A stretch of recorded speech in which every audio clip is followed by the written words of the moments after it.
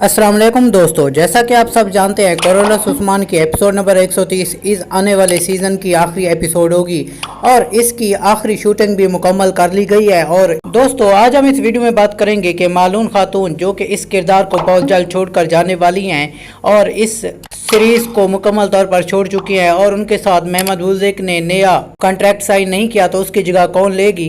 दोस्तों social media पर बताया जा रहा है कि मेहमद बुज़दिक ने मालून खातून का किरदार अदा करने के लिए 3 अदाकाराओं से मुलाकात की है, जिनमें सबसे ज़्यादा स्ट्रॉन्ग कैंडिडेट सफेरिया खातून है जो कि एल परसलान में अपना किरदार अदा कर चुकी हैं।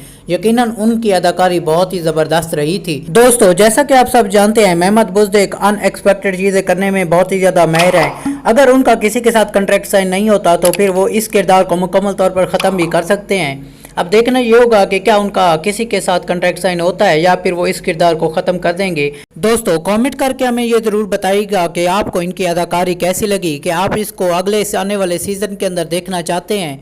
अगर आपको हमारी वीडियो पसंद आई है तो इसे लाइक और हमारे चैनल को सब्सक्राइब करना ना भूलें। आपका बहुत बहुत शुक्रिया।